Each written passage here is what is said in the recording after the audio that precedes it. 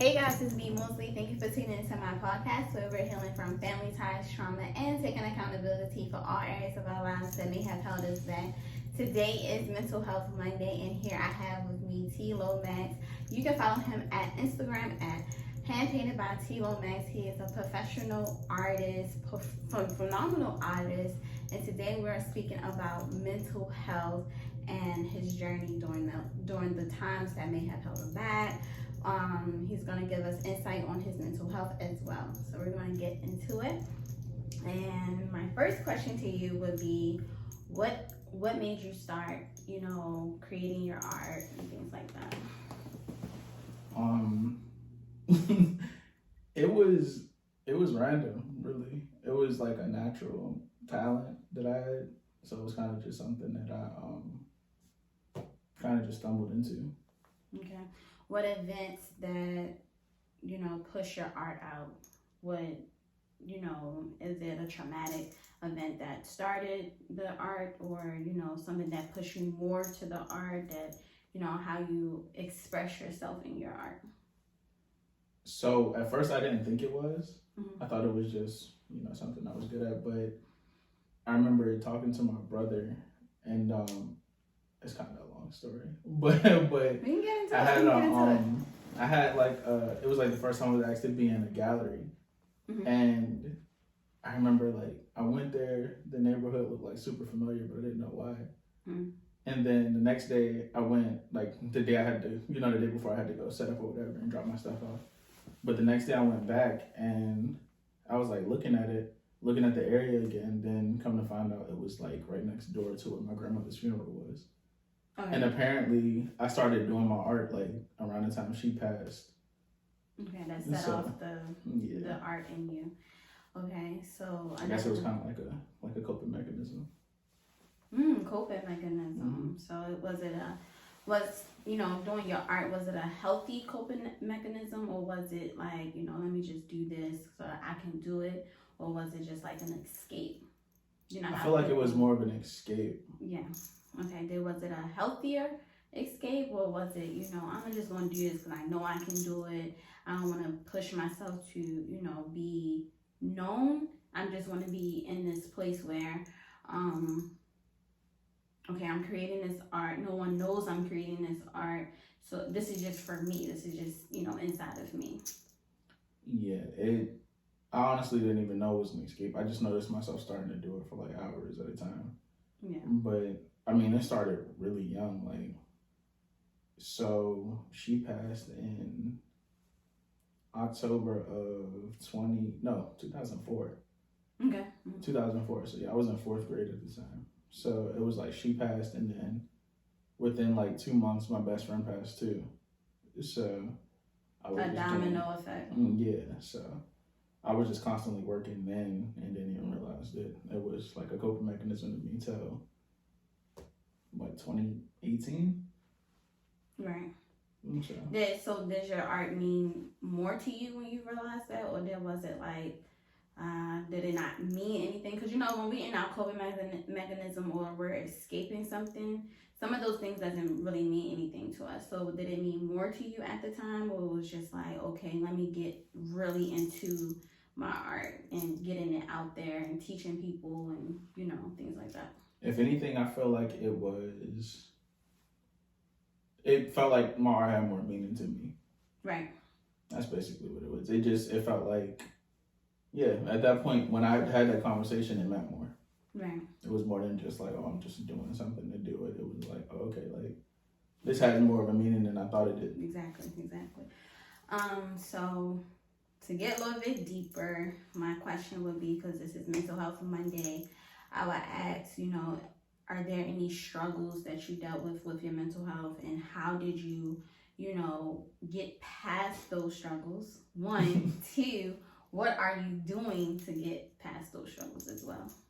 I used to have very, very severe anxiety attacks. Mm-hmm. To the point where I've been to the hospital for them. Extremely bad. To the point where I was taking mental health medication. Yeah, correct. So yeah, You gotta ask the question again. I kind of got sidetracked. It's okay. I said, what? So you answered my question about what struggles you had. Mm-hmm. You know, you struggled. Oh yeah, you said what have I done about it? And then what have you done? Like, what steps did you take? Was your art a Therapy. part of that? You said what? Therapy. Perfect. And then art therapy as well. Not just talking in front of a therapist, but like doing projects and stuff that I know could help. Right. And things like that. So right. A lot of writing, reading, just, you know, different things. The thing I want to highlight when during this podcast, I always say, you know, go to therapy, right? Have healthy escapes. You know, people such as yourself, such as a man, such as a black man, you know, they don't believe in therapy. They don't want to go to therapy. They don't want to be in therapy because they think it's something like wrong. Well, I didn't. Right. I didn't at all. Right. I was like, I don't need it that bad until like I was literally in the hospital behind it. Right. So at that point, when it was like, were you ignoring it at the time, or was you like, you know, okay, I'm having this anxiety attack, right?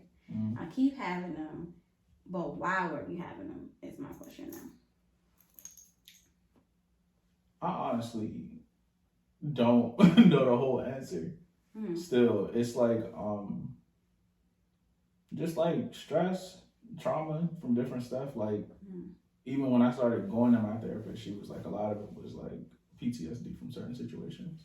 Correct. So certain things would trigger it and make me feel like you know, super anxious and everything. Okay. When I sliding up this chair.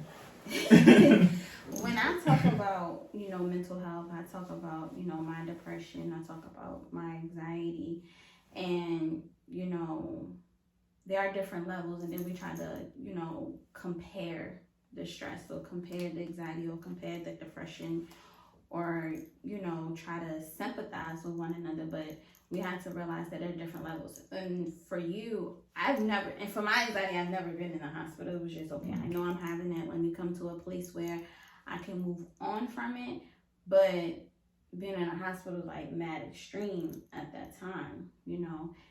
So another question would be, will there be another trauma situation you would like to talk about that may have caused that was just like a domino effect to, you know, your anxiety, and then resulted in you going to therapy? It was mostly trauma from like losing people. Right, death. And so yeah, it was mostly like death trauma. Like even when my dad passed, that's kind of like that same year is kind of like the year I started taking art serious. Yeah. Okay. And so like things like that kind of triggered it, like thinking about certain situations or dealing with certain situations or anything like that kind of push you for that. Yeah, kind of brought it back up. Okay. So talking about your dad's death, if you don't mind, during that year, was it like I had to change my route in mental health, right? And do I have to change my route in art? Like, was it giving you the ability to push harder, or did you want to pull back at some points in that year? Honestly, truly, he actually, before he passed, maybe like 2 years before he passed, he actually said something about me going to therapy, which I never expected. But yeah, he said something about me going, I never did. And eventually I started going before he passed or whatever. But yeah, I was like,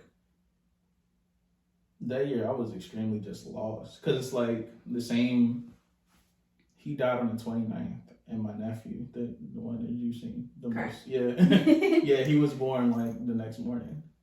So crazy time. Yeah, so like that whole time, like I wasn't really like sleeping. I wasn't doing a lot of stuff. I was kind of just existing for a really long time. Okay. So then even me starting to like do the art more and walking to me doing my first event and everything, like it was kind of just random. It literally just happened. And you know, sometimes when people be like, go to therapy, do this, do that, and you're like, I'm good. I don't need to go. And that was for me. And what's important is that we go and then we analyze. Like I always talk about analyzation in this podcast, and know where we are in that place. And then when we lose people that are pushing us to go there, you're like, dang, so do I really talk about this? Dang, do I really, push through that, place? And then when you said you was just existing. So when you realized you were existing, what place were you at with your mental? You understand what I'm saying? Like, of course you were lost, but that decision to be like, okay, I'm not going to keep existing, just existing, keep pushing and just, like you said, existing. And was it a worse place than where you were when your dad died, or was it like kind of pushing to a better place? It was pushing to a better place. Okay. Because even when he passed, it was June 29th, 2016. But yeah, he was sick since like 2004. He got sick like the same year my grandmother passed. So he had like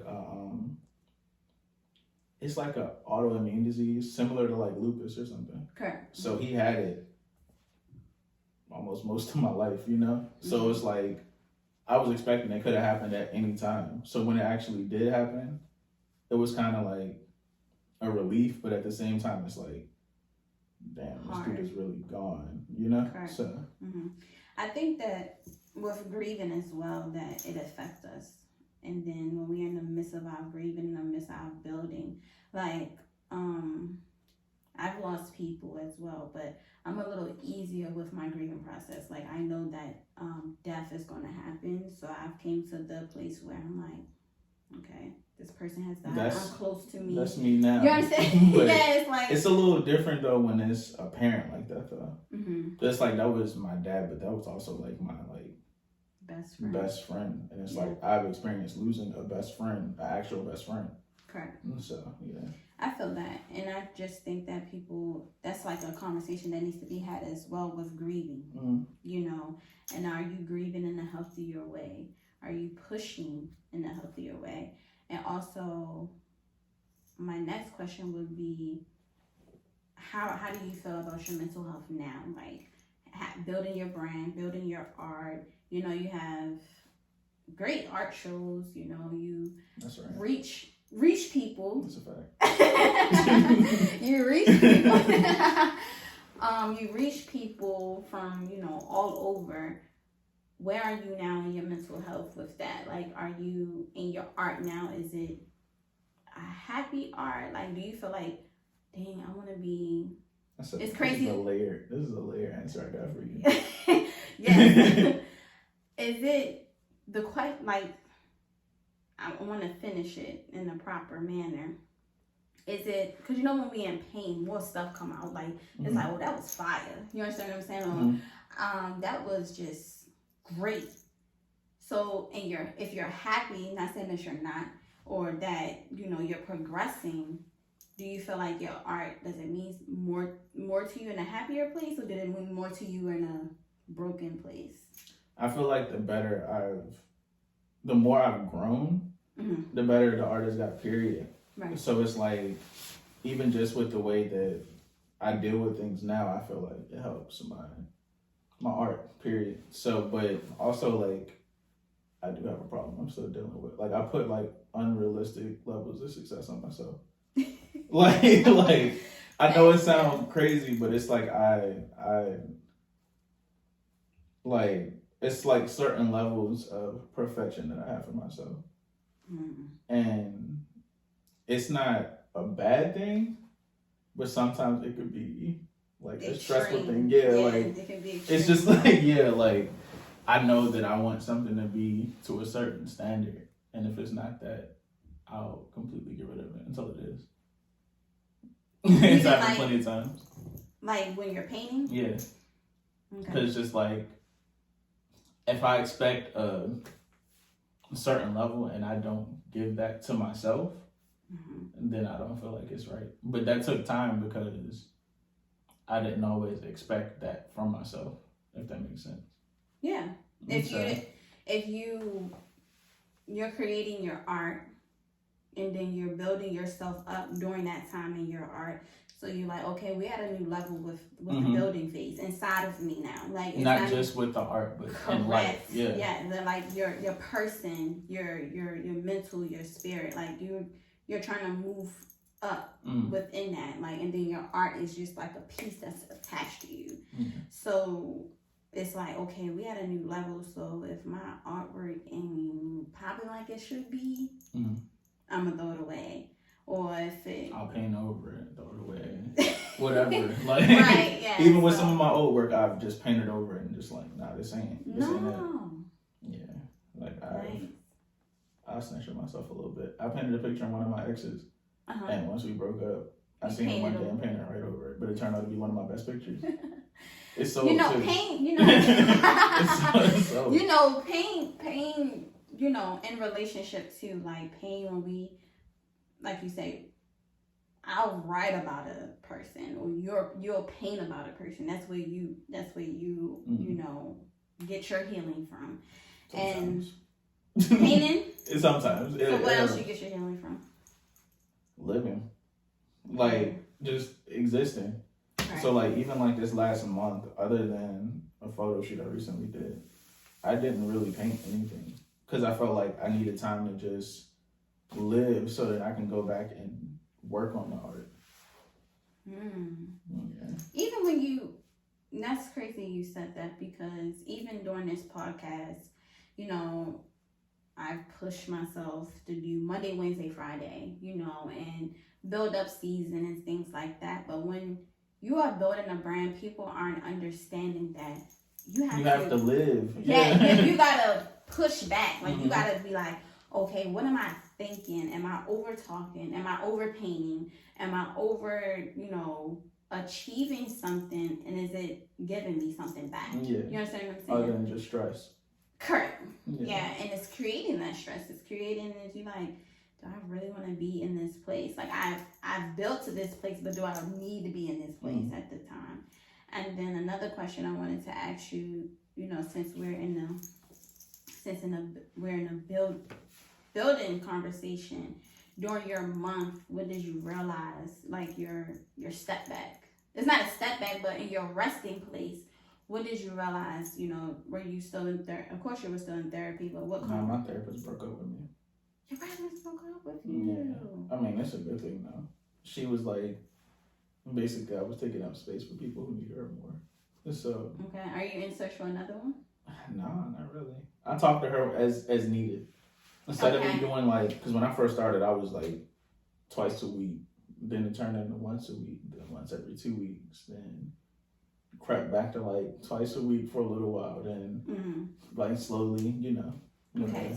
So in your resting place, in your, place of rest, like I said, what did you realize about yourself? What did you realize that you need to build more or step back on, things like that? I just needed to live. Like, I needed time to just not focus on a deadline or not focus on doing something, like actually taking time to chill out, which I really haven't done since I started 5 years ago. I never really took like time to just say, I'm good for right now. It was good. Yeah. And it's like, I'm in a different place that I can do that now. Right. But yeah, I needed that break. That's good. I'm ready to start again now. Like I'm just sitting on. You on fire. Yeah. Like you ready to start a show, start a class, start a painting. Yeah. So I wanted to touch base on. You said when you first started therapy, it was twice a week. What emotions were you feeling, or what? You don't have to talk about a situation. I don't care. I'm open. You can ask me about specific situations, whatever. We here now. It's too late. Yeah. So the one question I wanted to ask was, what's the twice a week thing? Because when I started therapy, it was just like once a week. I'll see you next week, not twice a week. Some people go probably 3 times a week. We don't know, but this is my first time hearing twice a week. So what emotions or what situations that you realize, like, okay, I have to talk about this? I was just having panic attacks and anxiety attacks back to back, like literally just like I could be in line at Target and just be like just feeling uneasy, and just different situations that it just trigger stuff. It's It could be a question somebody asks or something somebody being around too many people, just not feeling, I guess, secure in myself. In what aspect? So were you were you insecure about yourself, or was you like, I didn't want to be in uncomfortable situations. Okay. So it's like I knew myself and trusted myself enough to know like, okay, I can handle this situation, but do I want to be out? Do I want to be around a bunch of people? Do I want to go do this? Do I want to go do that? Like, it was times where like in like my most depressive state where I would not leave the house at all. And still create art. This is before I really started doing it. Okay. I would just not leave. I would just be in the house. I know that's hard to believe now. Yes, extremely hard. Yeah, but it's times where now. I would not leave, like for days at a time. Yikes. Yeah. That's crazy. Yeah. So I think it's, to give you your, hand claps now that you have grown to be a socialite, grown to be, for real, seriously. If you're doing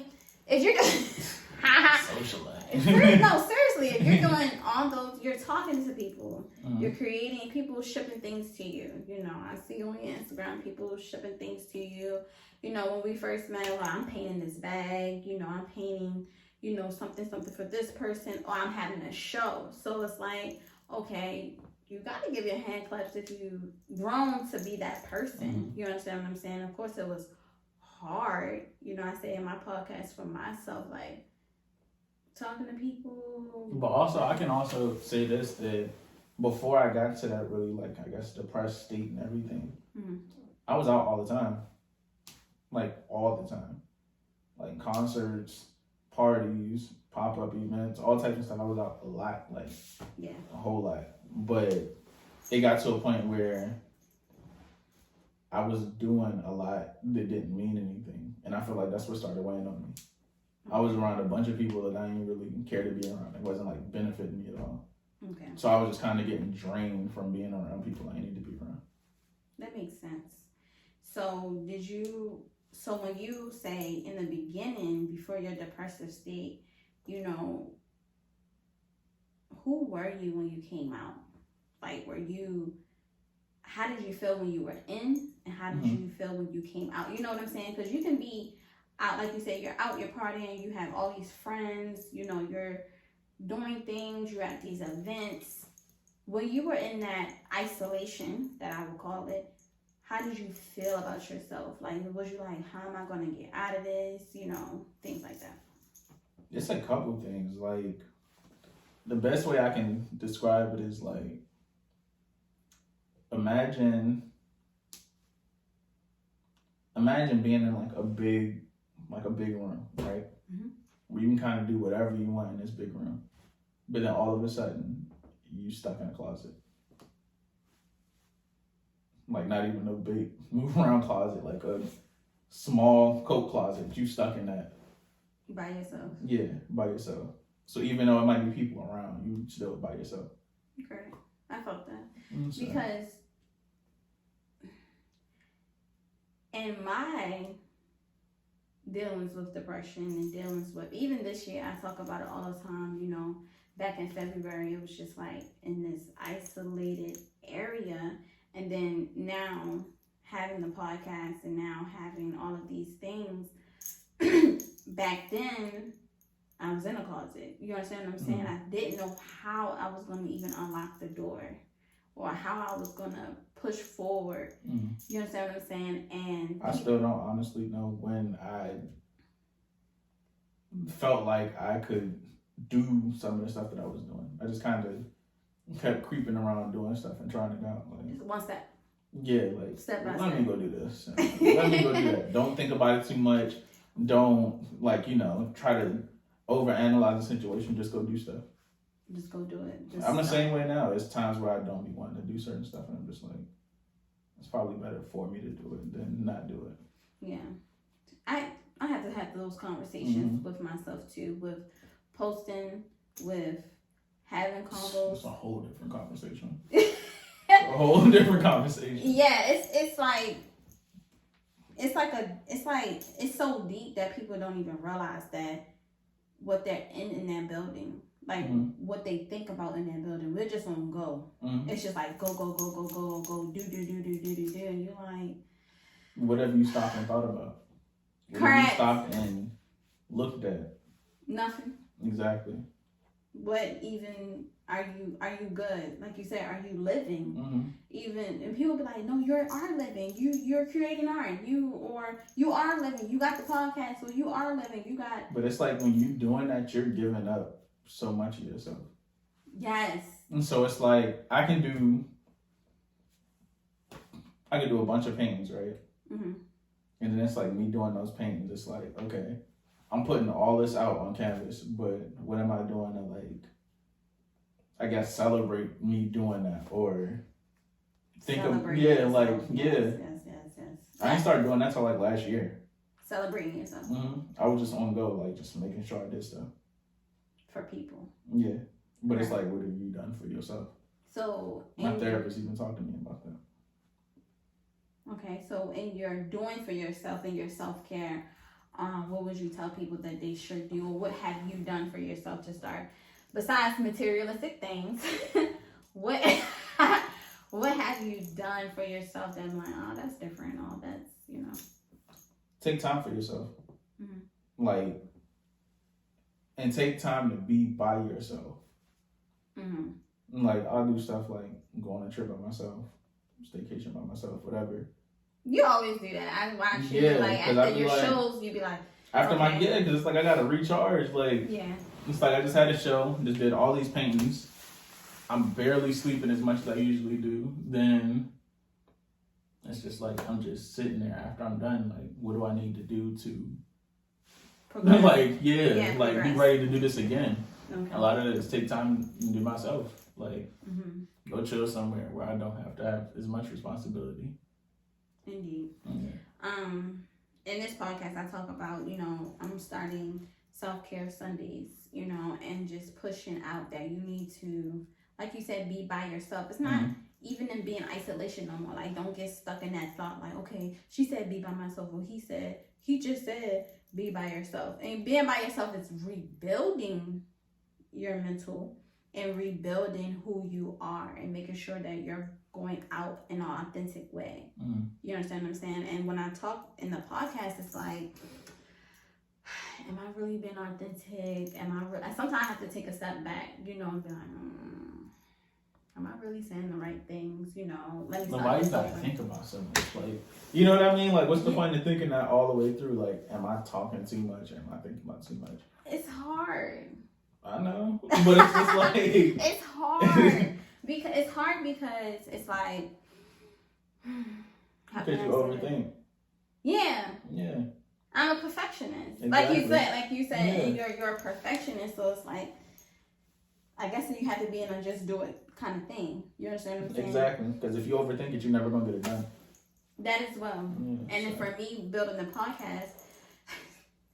People be like, okay, when it's coming out? And I'll be like, okay, it's coming out this day. Whenever I'm ready to put it down. Facts. But also in that place of isolation, I was like, no, I'm good. They don't need to hear me. Nobody won't listen to me anyway. That's how I take Instagram, honestly. Like, social media in general. Like, I know it's good for business. It's good to get your name out there, all that type of stuff. But if I don't feel like posting 3-4 times a day, or I did that before and it's helped. But then it's draining. So why keep doing it? Correct. I'd rather just put out the best stuff that I could when I'm ready to put it up. Indeed. So. Yeah. I had to build the best for me first. You understand what I'm saying? People be like, just go. I'm like, I am going. But it's easy to say that from the outside looking in. Indeed. So you can say that a million times and not be ready. And you can hear that a million times from someone who don't do the same thing. And so let's say, you work at like a regular 9 to 5 and everything like that.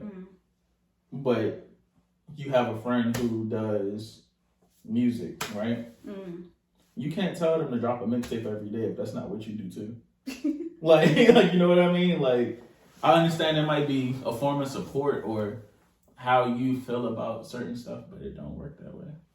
Let's get into that. So when you said drop a mixtape every day, people don't understand. Just like I'll say, you know, you're just painting it. Like, you're just doing it. You understand what I'm saying? You can do 5 a day. You possibly could. But it took time for me to even get to that. And even if I can, it don't mean I want to. Facts. Like, and, you know, when I said let's get into that, that means, like, when I was building the podcast, we had conversations before. You'll be like, just relax. You know, just don't worry about that today. Or, you know, you can post that if you want. But people don't understand, and you're building faith. And from, like, my mental, it was months before my podcast came out. I was talking about it for months. You know, or if I meet people, like when we first met you, I was like, oh yeah, I'm creating a podcast. And it didn't come out until 4 months later. But... Yeah. Yeah. It ain't come out until 4 months later, but people don't understand. Just do it, Bree. Just do it. And I'm like, I'm not ready to do that yet. Yeah, I'm not don't ready. Don't push me off a bridge if I'm not ready to jump. Exactly. Like, and you ain't nowhere near the bridge. It don't make sense. Catch me. You understand what I'm saying? And not even just to catch, but just to understand what I'm even thinking. Exactly. And I wanted to say that affected my mental health too. Yeah. You understand what I'm saying? Like, in a building, when you're building, people don't understand, like, I need to breathe. I need to analyze. I need to give myself grace, because I'm speaking about crap that I haven't spoken about in a long time, and I'm allowing you on the inside of me. That's one. And then for your art, you're letting people see that. See what I'm, see what's on my mind. See, exactly. Or see my perception of things. Like, yeah. Exactly. Your perception is like, that takes some effort. That takes some hard work. And that also takes, like, for me, I'm a scary cat sometimes. I'm like, no, I'm not saying that. No, I'm not doing that. So, I don't care no more. I like, for real, because it's just like, when you go from overthinking everything and worrying about how you moving all the time to figuring out that it don't really matter if you moving what's best, the way that's best for you. Correct. And I wanted to get to my best. Yeah. I wanted to get to my best, and that's. I'm not just trying to do stuff just to do it. I want to do it because I want. Yeah, I want it to be. Yeah. Yeah. It wants, you want to be in an authentic place, and when I created, like I said to my viewers, when I created Mental Health Monday, I'm like, okay, we're really talking about mental health. We're really, you know, and to highlight that day and highlight Monday, it was just like, am I really talking about this? So I want it to be perfect. You understand what I'm saying? So quick question now. Go ahead. Do you feel like it can be perfect and you just doing it? Or do you feel like it has to be perfect on the level you think is perfect for other people? I feel like... You wasn't expecting that one. I came with my own question. You came with your own. I feel like, is it perfect for the person that's viewing me? You understand what I'm saying? And is it perfect? Are they going to get healing? But I'm not even worried about my healing. That's the honest question. That's the honest answer. I'm sorry. That's the honest answer. Like, I think about that when I paint now, which I didn't always. I used to be like, am I doing this for other people, or am I doing it because I feel like it's good? For me. Or do I feel like I want to do this, so I'm doing it? That's deep. That's deep. Because for me, I was like, are they getting it? You understand what I'm saying? Are they really seeing me? So I want to say this. Like I said, it's always going to be some people who don't. You heard of the rule of 10, right? How, like, no. Like, 3 people will love it, 3 people will hate it, the other 4 won't even know or won't care? No. Well, what about yourself? Like, how do you feel about it? Right. Because it's always going to be that rule of 10. And you can use that 10 and change it to 1 million, 1 billion, 100, whatever you want to change it to. So. That's a fact, because I was just, lost in that. So maybe I need to find myself in that, like, do it for me. And know that like you said, the rule of 10, someone's going to love it, someone's going to hate it, but just do it. Don't worry about what's happening. But when I said we're healing from that, I want you to heal too. So I want to say this, get it out, but also be in a place where you hear me. Mm-hmm. You understand what I'm saying? That you're joining the healing process as well. But, you know, in closing, the last question I have would be, or insight that you can give to men. Because that's important for you guys, you know. It's important for you guys to heal. It's important for you guys to be in tune into yourself and mental health. And sometimes I will say, y'all don't. You understand what I'm saying? So I just wanted you to express in closing, what can they do? You know, we know there's resources out there. What place, where you at? Explain that, you know. And then what can they do to get there, to therapy, to be in check with themselves? Having people, or having, not even people always, like it don't have to be a lot of people, but having someone around you who sees something in you you might not, and actually listen to that. That's one thing. Definitely pay attention to the people around you who actually care, or, you know, you actually take their word as something serious. Yeah. That's one of the major things to do. So that, and don't be afraid to try to fix yourself. Indeed. Yeah.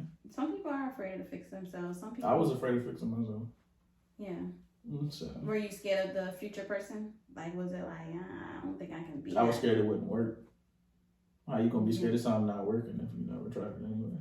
Indeed. I could have went to therapy and it could have been trash, but I went and it helped me a lot. So yeah, it helped me with everything from friendships, relationships, yeah, just everything. How I deal with different things. Period. So. Yeah, I felt that because I talk about that in the podcast too. Your relationships, like because mine was trash. Like people be like, "What is wrong with this girl?" You understand what I'm saying? Or, you know, but with you guys, y'all don't communicate sometimes. We have to overanalyze. Like, but when you told not to communicate certain stuff, or when you like are not even told, but just kind of groomed not to communicate certain stuff, then so was it hard for you to get out of that? Like, was it like, okay, I'm sick of shutting up at this point? Because that's a harsh way to do say it on occasion. It's just like, but it's like, it depends on what it is. If it's something smaller, then it's just like, I don't care. I might not care as much. But then it's, you know, as things get more, you know, major or whatever, then it's, you start opening your mouth. Yeah. I felt that in friendships and relationships, and a person that, you know, would see me and speak through me, and I'm like, at some points in my life, I was like, I'm not taking that advice. Yeah. You know what I'm saying? And so I was at a place where I said in my first podcast, I was on the floor, and I'm like, I have to be out of this. I have to not be in this place anymore. So I was taking account for what people were saying to me, taking account for what therapists were saying to me, because of course we're going to have more than one in our lives, or we're going to, you know, like you said, you outgrew yours, and that you're at a different position in therapy. But I'm super glad that you gave me the opportunity to interview you, and I will see you guys on Worked It Wednesday. Again, follow him on Instagram by hand painted by T.Lomax. He's an excellent artist. That's right. He's an excellent artist. Right. He painted art for me. He's gonna continue to paint art for me and continue to be a light in his art. I see you next time.